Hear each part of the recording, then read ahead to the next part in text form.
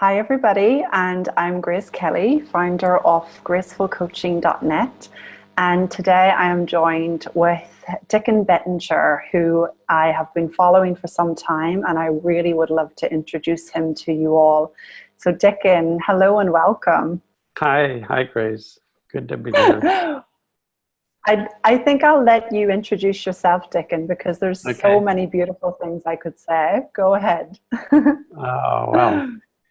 Uh, I have been a psychologist for over 40 years. Um, right from the very beginning of my career, I was interested in psychological well-being. So that's been my area of study.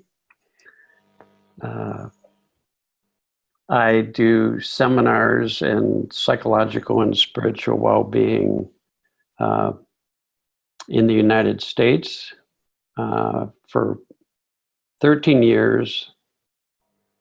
No, 16 years. I did trainings in big companies in leadership and executive coaching. I've worked with schools. I've trained people to go into prisons to work. And I also do these seminars so far, like 10 different countries in all over Europe. So Beautiful. I'm married 49 years. I have 2 kids and 3 amazing grandkids, ages 2 to 13. Fabulous. Yeah, So yeah, very well-rounded, Dicken. You know, like all areas of life, it sounds like yeah. are flourishing when it comes to you. So I think that's the first place I've been quite fascinated with, really, when I listened to you. And I first came across your work about 2 years ago at the Three Mm. Principles Conference in London. And Yes. I was just struck by the happiness that you were emanating on the stage when talking about your work and particularly about your family and your family Mm. life. Mm. Most people, I think, certainly the clients that come to me, they experience noise, and a lot more noise when it comes to family and close relationships, a lot more challenges, let's say. So I'd love to hear, like, what do you see about that area, and how is it that you have such a deep connection with family?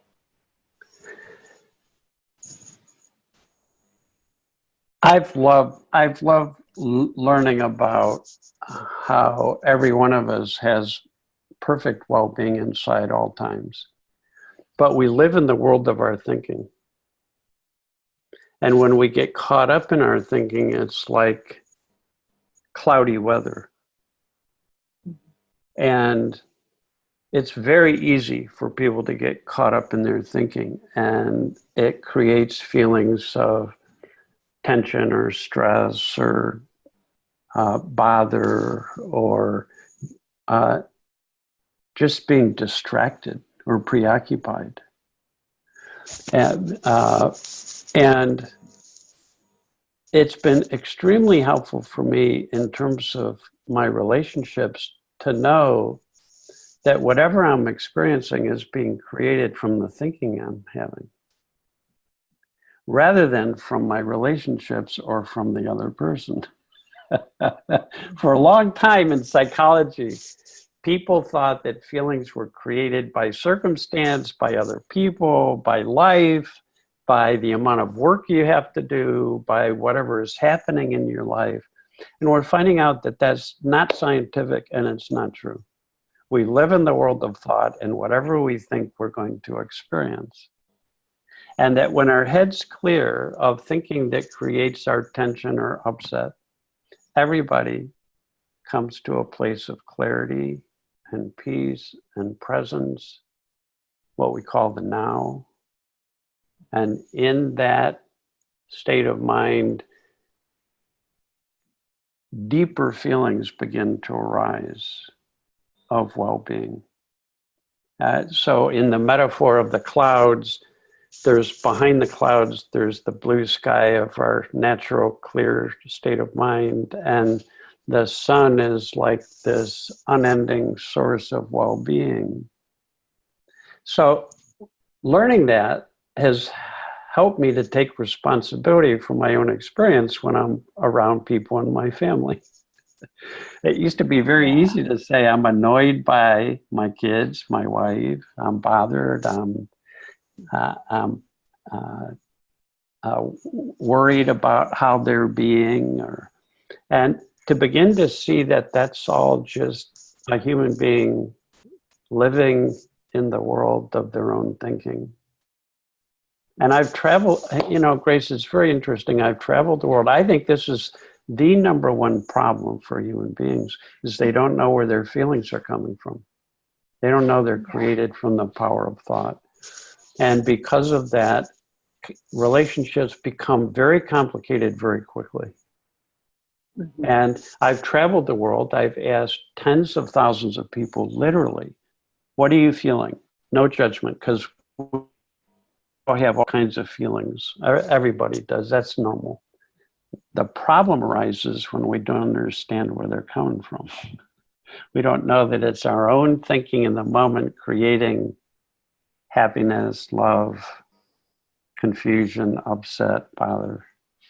And what I've seen over and over and over again all over the world is, as people begin to understand or realize for themselves the truth that they live in the world of thought, and that behind all of our personal thinking, there's always clarity and peace. And out of that always will arise feelings that uplift or thinking that's helpful. That's the essence of being creative or creativity. So having that understanding, I think, more than anything else, can help people begin to be accountable for their own experience, not feel so victimized by their circumstance or their relationships, not live in a world where we're blaming our feelings on the outside. And then beginning to access and discover these deeper feelings of well-being that are just waiting. When our minds are quiet and open and receptive, everybody starts to access their well-being. Yeah. So that's been the key for me in family and with my wife, and why it's so easy for us to have a good relationship. Yeah. No, well, 49 years for it. 49 years, still madly in love with this woman. We just had a wonderful 3-week vacation together, and I wish we could have just kept going on because I love being with her. And we both have our ups and downs and our moods like anybody else. But when you understand they're normal, we're just experiencing our own thinking, it doesn't mean anything about her or the relationship. Yeah. I'm just I'm experiencing my thinking. And if I leave it alone, I always come back to clarity and good feeling again. Mm-hmm. It's exciting. Wonderful. It's exciting. That's exciting. Yeah. It's so simple. It's so simple, but that's been a misunderstanding in psychology for hundreds of years. Mm-hmm. Hundreds of years. People innocently have been taught, you've upset me. The weather is bumming me out. The traffic is driving me crazy. My kids are making me anxious. My problems are weighing heavily on me. And as innocent as it is, that creates all kinds of psychological difficulty and problems for people. Yeah. And one of the biggest I've seen, Dicken, through my own work with clients is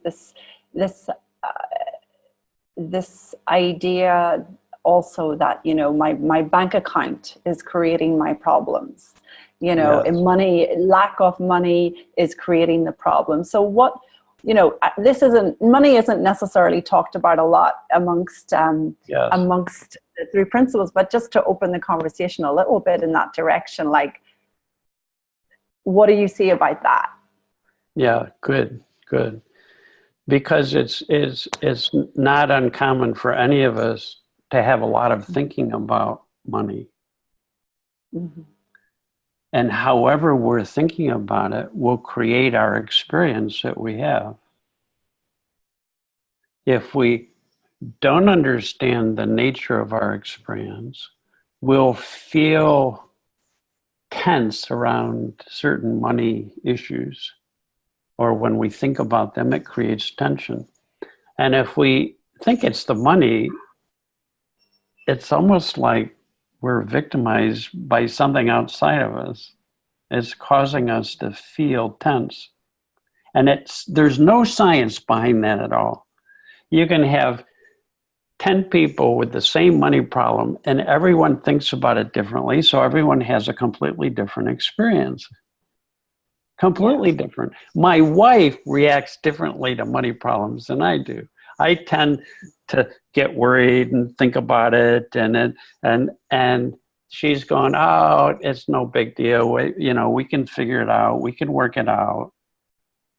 And it doesn't mean that problems don't exist if you begin to understand that your feelings are created from thought.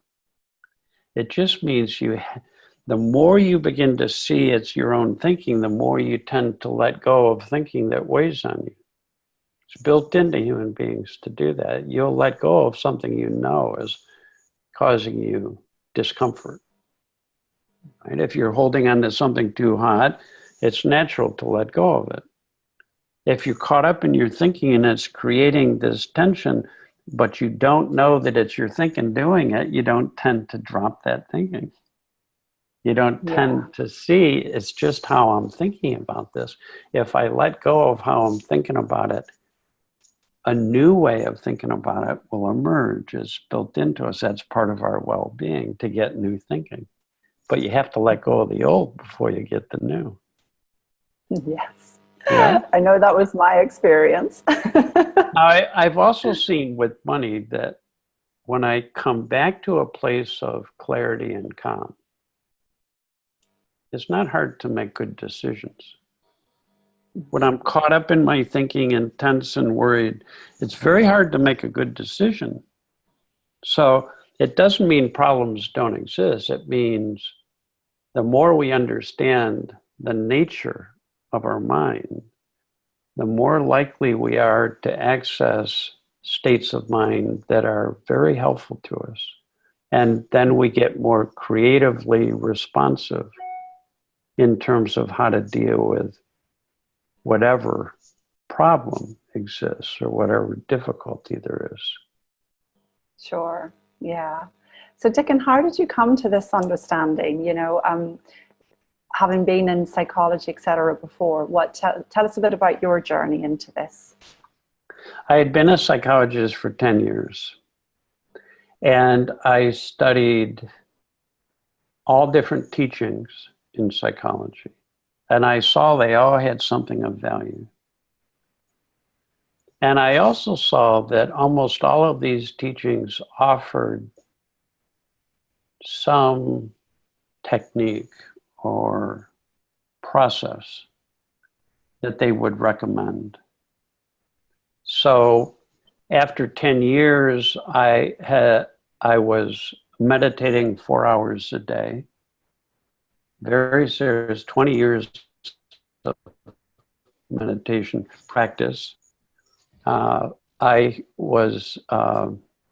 trained myself to wake up at the end of REM sleep and was writing down 5 full-length dreams every night by flashlight and pen. Oh, my poor wife. I was doing affirmations. That was big back then. I was doing cognitive work on reframing my thinking. I had structured journals, unstructured journals. I read voraciously all the books that talked about ways you can improve your life and your well-being. It was a lot of work. Yeah. And then I met a teacher named Sydney Banks, and he wasn't actually even in the field of psychology. It was somebody who had had a ninth grade education and was a welder. And he had a profound awakening. Some people would call it an enlightenment experience. And he was the most down-to-earth person I ever met. And he said, listen, I've discovered there are 3 fundamental principles for all human beings. All human beings think. All human beings are aware. And all human beings have a mind. But the mind that we have is full of infinite possibility and potential, way more than we had ever imagined. And that there's a deeper intelligence in life that we're all connected to. Now, it began to present for me a new paradigm in psychology. That all of life is created from the forces that Sydney Banks was calling universal thought, universal consciousness, universal mind. In other words, there's something that's generating mental activity in our heads of every human being, and that whatever is generated in our head, we will experience. It's created from the inside out. So it's an inside-out paradigm. And the prevailing paradigm for centuries has been an outside-in paradigm. Your experience is caused by something outside of you or something in the world. Mm-hmm. Environment, personality, other people, situations, biochemistry, parents, heredity, DNA. Yeah. Everything got blamed for why we have experience. And Sid Banks says, no, there are forces in life that are creating our experience moment to moment. And I there's a logic to this that's almost impossible to refute, that every human being is always thinking, and that whatever thoughts you have in your head, you'll have that feeling. You have sad thoughts, you have a sad feeling. You have happy thoughts, you have a happy feeling.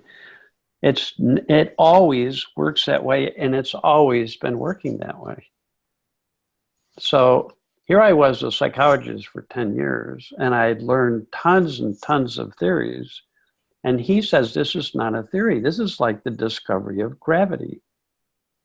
It's a force that's always been here. That until people understood that there was an invisible force operating in life, they couldn't explain so many things about life. Well, it's the same with this. Without understanding the forces that are creating our experience, we can't explain all human behavior. So these are fundamental, universal, always true principles. People are always thinking. People are connected to a deeper intelligence that allows us to have experiences of well-being. And that people are conscious beings, so they can become aware of the fact of thought, and they can become aware of this inner wisdom. And that as people become more aware of that, they have more well-being in their life. And it's not a technique. It's not a technique, it's a realization, it's an insight. So after I went to I went to a 5-day program for professionals in these 3 principles. I had just a few insights about, oh my gosh, I'm a thinker. Oh my gosh, I'm always thinking. Oh my gosh, whatever I'm thinking, I'm feeling. Oh my gosh, it's normal to have changes in the quality of my thinking, which we call moods. That's normal. Oh my gosh, I can be aware of that. Oh my gosh, if I know it's coming from me and not from people or the world, I feel more empowered. I feel it's like, wow, I know that no matter how bad I feel, that when my thinking changes, I'll feel different. And it has no connection to the outside. No connection. I can feel bad one minute, I can feel good the next minute. I'm a thought away from a different experience. Knowing that is very uplifting and very empowering. So Yeah. I started sharing that with my clients. And instead of working with them for 6 months to 2 years, as I had been, I'm working with them for like 3 sessions. And they now have an understanding they can take with them for the rest of their life. And Yeah. they see themselves and other people as thinkers. And when you see other people thinking themselves into misery, you have compassion for them. If you don't know how that works, you'll see them being miserable and you'll get annoyed with them. You get bothered. You'll take it personally. You might even think it has to do with you. So anyways, it changed my practice, and this has been what I've been continuing to learn about and have insight about. And it's the only thing that I teach. Because I've never found anything that's simpler and more practically helpful to people on all different levels. Yeah. So when you talk about changing your practice, I think this is a good space as well, Dicken, because a lot of our listeners, they're either wanting to get out of the job they're in to do something different, or they're wanting to make a change in what they're doing. And so often what I notice within that group of people is just the self-concern that comes up about making a change and trusting their wisdom to go in that direction. Just like you knew you couldn't do the same, you couldn't work with people in the same way you used to. You know, what would you say to those people that have that knowing that where they currently are isn't where they want to stay anymore, be that in the job or the way they're running their current business? What can you shed some light around that for them? Yeah. Always what helps people change. Always. The essence of a change that happens in a way that people feel good about is that they have a new thought about something. They get inspired. Yeah. They go, oh my gosh, I could do this. Or, oh, it's time to do this. And when a thought like that comes from wisdom, it's uplifting.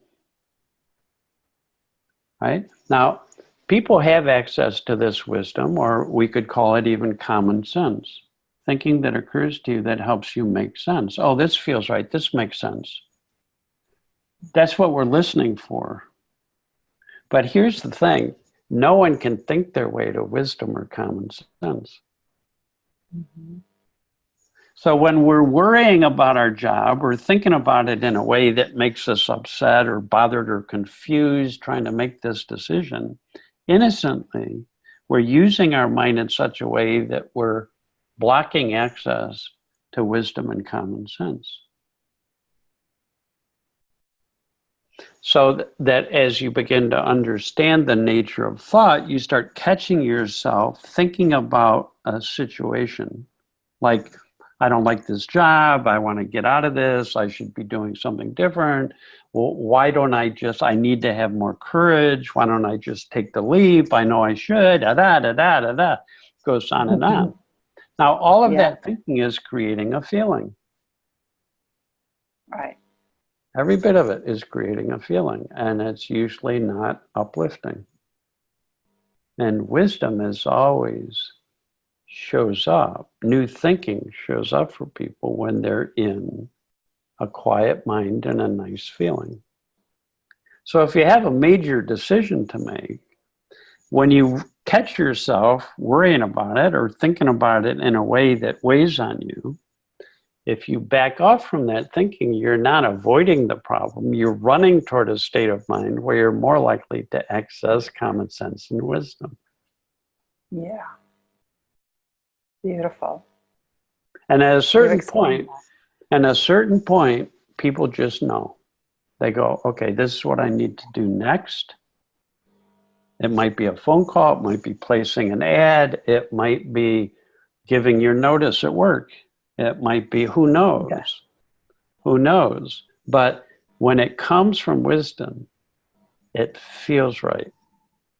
Yeah. It feels right. It's like, no, this feels good. This is right. That's how all of our major decisions get made gracefully. Yes, the feeling. Yeah, I mean, it was certainly a feeling in my experience of, when I knew it was the time to hand my notice in and try something different, even though I'd no idea what else I could do. It was that feeling that you're describing, Dicken. It was a new thought. There must be another way. And it was a feeling of being right time, right moment. So I love that. You explained that so beautifully. And so, we have so many questions that came in, but just to begin to wrap up, it's so juicy with you, Dicken. The objective about this conversation is, that our audience really just gets to know you and gets a feel for these principles. They've changed my life. They've changed your life. And also, there's a question that comes up time and time again from people that I work with. And it tends to be, well, how do I know, and we may have answered a little here, but, how do I trust that wisdom?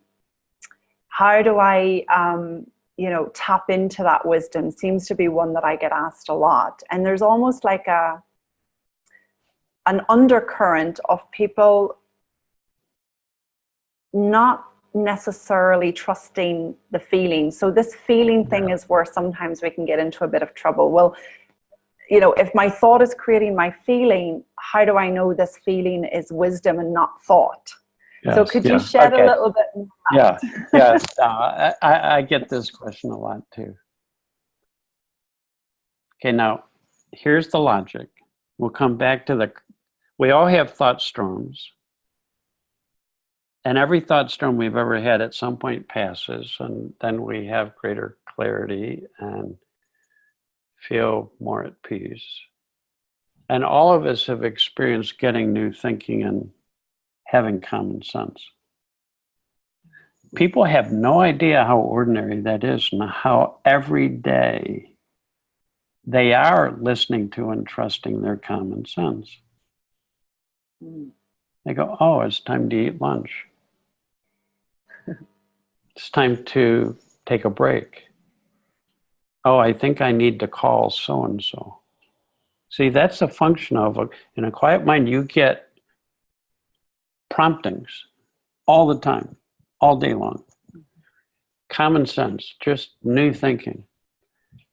What people haven't seen is that when we're struggling with a problem or an issue, we're thinking about it in a way that doesn't allow for access to that wisdom and common sense.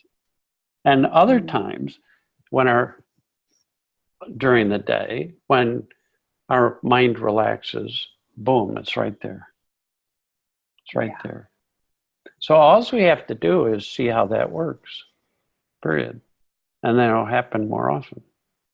And then you're more likely to catch yourself using your intellect in a way that's not helpful, and you'll back away from that thinking, and you'll have less and less of thinking that weighs on you, and you have greater and greater access to this open space where new thinking is bound to happen.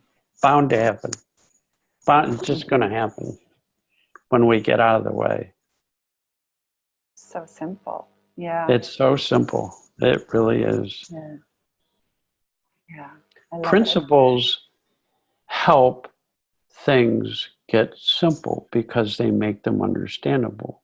Psychology has not had principles for hundreds of years. They've had theories, tons of theories, no principles. These are universal principles for every human being on this planet. Thought, consciousness, mind. I can go anywhere in the world. I don't get argument about that because I'm talking about something that's true. And if you don't understand the nature of how experience is created from thought, you'll continually be caught up in thinking in a way that innocently doesn't work very well. that innocently leaves you blaming the world for what you're experiencing. And the instant you see its thought, oh, it's just my own thinking in the way. And as that falls away, you'll find what you're looking for. Yeah, I love it. I just love the beauty of it, Dicken. Now, one of the ways I know you work with people is through it in getting a deeper understanding around these principles, and also in your everyday work with them is through retreats. And we're really passionate about retreats here too. That was one of the biggest shifts in my own business model after coming across the principles. You know, inviting people into a space where they actually can retreat and connect to that quieter mind and that wisdom. So would you tell us a little bit about, why you work that way, and what you see around retreating versus any other way that you might work? The basis of change is insight, not information. Mm. So when I work with people, it's not what I say to them that changes them. It's as they listen and have insight, people are changed by their own insights. And when you have an insight, you can't lose it. It's different information you can forget.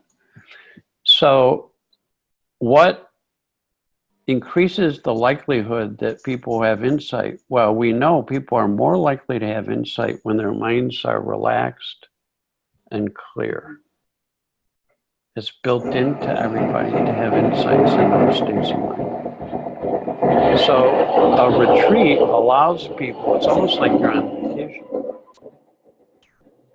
And then if you get exposed to something as fundamentally true as these principles, it's guarantee you're going to have some insights that help you. So I do 4-day retreats with people. I meet with them twice a day. More is not better with this. So we meet for like an hour and a half in the morning, an hour and a half in the afternoon. And it doesn't take much. In my first training, I had 3 insights that changed completely my understanding of relationships and parenting. And suddenly parenting was the easiest thing in the whole world. Right? So insights go a long ways for helping people have greater well-being. And then after the 4 days, we do a few calls, Skype calls or phone calls to help people integrate what they've learned into their day-to-day life. But it's just I love working that way with people. It's very relaxing, and it's wonderful for me because I'm still a student, so I'm as likely to have insights as the person I'm talking to. In other words, I'm not the teacher. We're student. I call it mentoring. I don't know. I couldn't find a better word, but my background was education, and so we're all students. We all have a mind that allows us to continually have insight for the rest of our life. There's no end to that possibility as long as you're alive. And so we do whatever we can to maximize the likelihood that people have insight that's helpful to them. Beautiful. Thank you, Dicken. So where can people find out a bit more about you and your mentoring? Where can we send them to?